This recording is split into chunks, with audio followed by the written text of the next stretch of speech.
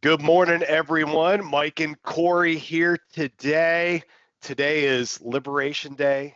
At least that's what I've heard. It's between April Fool's Day, which was yesterday, and my birthday, which is tomorrow. So we're sandwiching in this important day between these other important days. So today's topics, we're not going to talk about tariffs right now because the tariff information is coming out at 4 o'clock later today. So we'll delay that for either tonight or tomorrow's show. Today, an update on the ADP jobs number, which came out, which was positive. Another thing is kind of a follow-up to some of the things Corey talked about last week with buy now, pay later on DoorDash and all kinds of other stuff. There may be some more consequences to that besides just not being a great choice to do in the first place. And then Corey's going to talk about Tesla and deliveries. Did they hit the numbers they want? They're Elon's focused on the government. Well, Corey will give an update on that in just a moment. This is a financial education presentation. You must do your own due diligence on anything that you hear in this presentation. More disclaimer information can be found on ankerstarwealth.com, and the opinions expressed are mine and Corey's alone. So I know some people need to hear some good news. The market's down just a little bit relatively to what it was yesterday. I'm a person that looks for some good news. So I'm going to give you some good news that came out. There's two different jobs reports that come out. This is the ADP. It always comes out on the Wednesday. I don't know if it's the first Wednesday, but it always comes out before the first Friday of the month, which is the main jobs report, which I know I'll be covering later this week. So on this jobs report, and they don't always match. You think they would be like, oh, wow, this one went up, that other one went up. It's not always that way. But on the good side, 155,000 jobs the economy added, above 70,000 above the revised 84,000 expected, and are actually, the forecast was 120,000. So good news there. On the wage side, and this is where I guess I look at it as mixed news.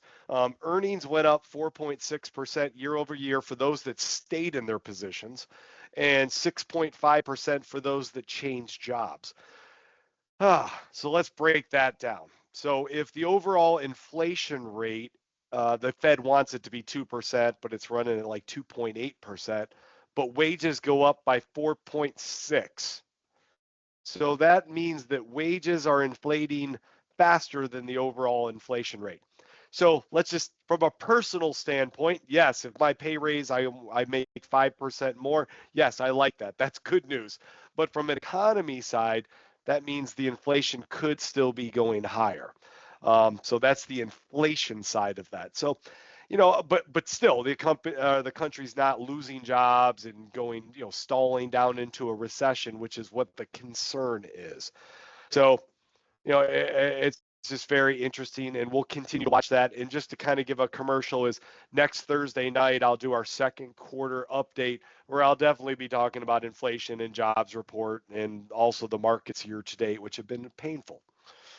So another, Corey, anything, what do you think on that? Jobs, pay raises,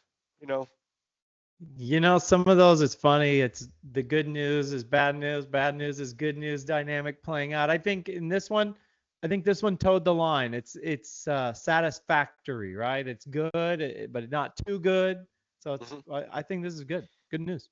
And of course, you see private companies added 155,000. So I'm sure there's government workers that hear this, and you're like thinking, I work for the Department of Education or Health and Human Services, and you're like, oh, there's massive job cuts. Well, guess what? If private companies are adding jobs, people will find a job somewhere, and I'm not breaking down what kind of jobs these are. Some of these could be tax jobs, right? Tax season, is going on here for another month or two. So we'll see. Okay, so On to Corey. Corey hit this a couple times last week, and I thought it was really interesting, which is this, DoorDash pay, pay now or buy now, pay later. Basically, I'm going to put my food on hold in Affirm, which is one of the companies that is kind of the backer behind some of these paid installments. And I see this on my credit card my credit card bill as well. When I log into my credit card, I bought something for, let's say, $200. There's an option that I can click, like, spread this out over 4 payments. And of course, the bottom line is people want to collect interest. Nobody does this for free. Nobody's just being your friend and letting you kind of give you an interest-free loan. So here's another catch to this. Besides getting yourself in financial trouble if you start doing this, the credit reports will now know, or at least through Affirm and Experian, when you do this option. So it shows up like a little mini loan on your credit card statement. Where does that impact you? Well, if you're going to refinance your house or buy a house, if you're going to purchase a car, these are the things that can ding your credit report. The other side of this too is, in order to report your credit, they got to know your social security number. They're not just searching Mike Youngman and finding somebody to put it against.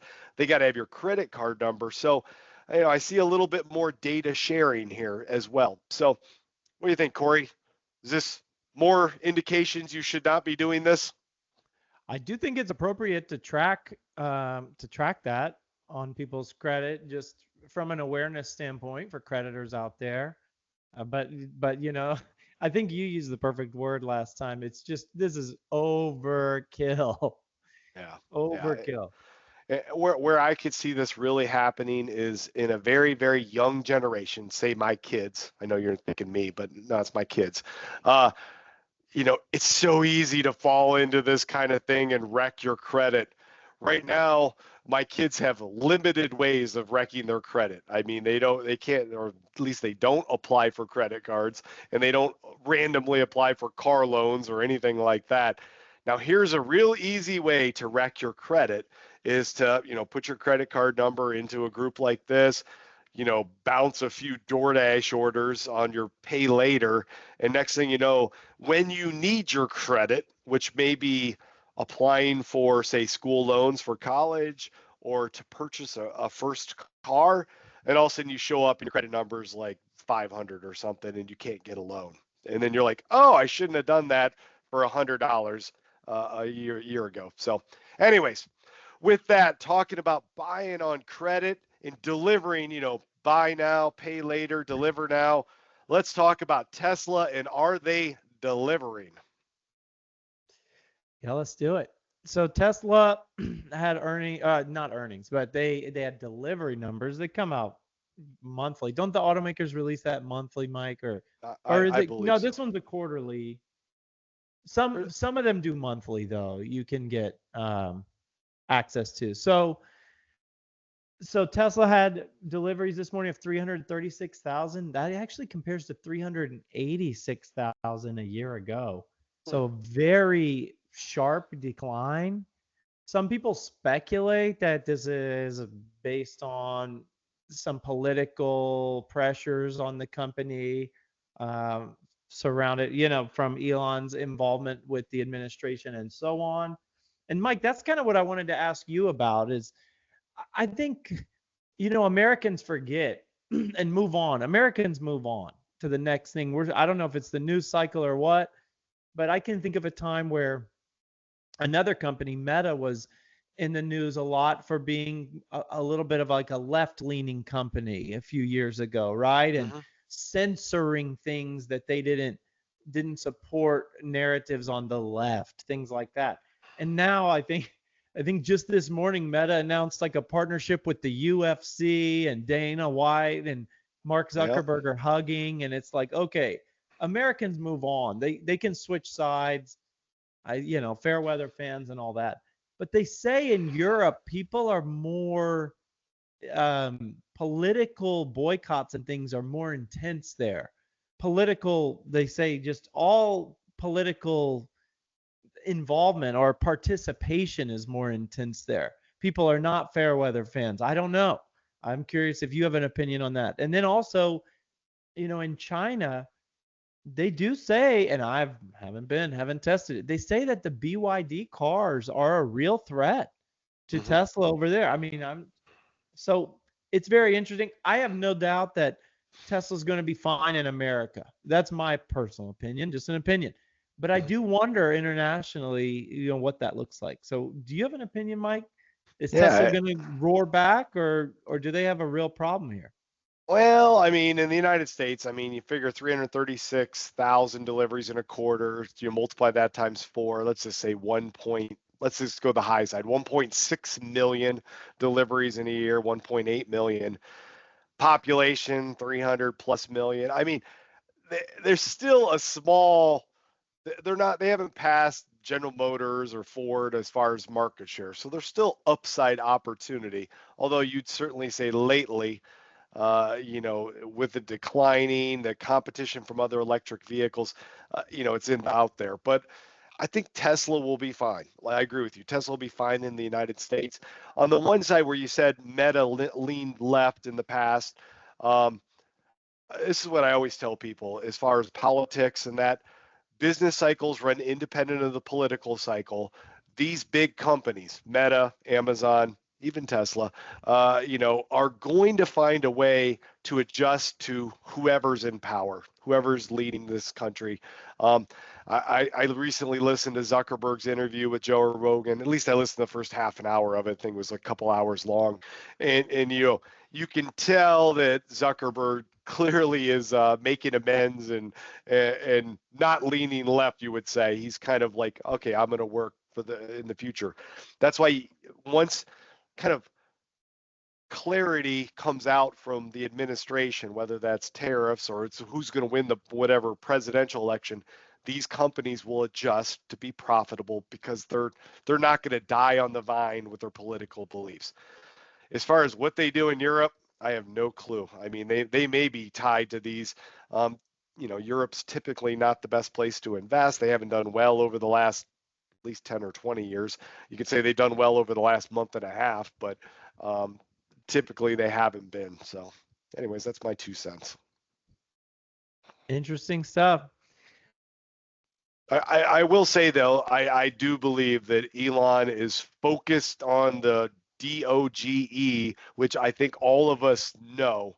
He is a person that is hyper focused, and I don't know how he can possibly run a huge company or companies because remember, he's got X and XAI and I don't know, space ones. I mean, he's got I don't know how you possibly could do all those things, and monitor the government and raise kids and all the other things. So, uh, at some point, I could see Elon dropping out of Tesla and saying, "Hey, maybe someone else is better to be the CEO. I'm kind of more of a visionary person. Maybe we need more of an execution person." And if you're worried about that, all you got to do is look at Apple and say Steve Jobs was a visionary, uh, all over the place. Tim Cook came in and he runs the company incredibly. So there is a good transition point with that. Yeah, that's interesting. That's an interesting point. And I've heard, and I can't remember his name, but the guy who's running things in Elon's absence is very, very well respected, and he would be teed up well to take over if that were the case. So that's interesting. I hadn't thought of that. Yeah. So I mean, of course, Elon's money's tied up in Tesla, so he has a vested interest in Tesla doing well. So He does. He does. with All that, right. I know it's kind of a short update, not on the big topic of tariffs. Just FYI, Trump's coming out at 4 o'clock today, I think in the Rose Garden or whatever, with however he's going to do his tariffs. I know we will be reporting on that and what that does to the markets. Remember, the markets want clarity. Whatever those rules are, let's just get them set up, tear the Band-Aid off, and let these companies work with it. But it's the unknowns that's causing the volatility and the shifting positions. That's what's really causing the volatility itself. So that's what we are hoping for, and hopefully we'll have some good news for you tomorrow. Thanks, everybody.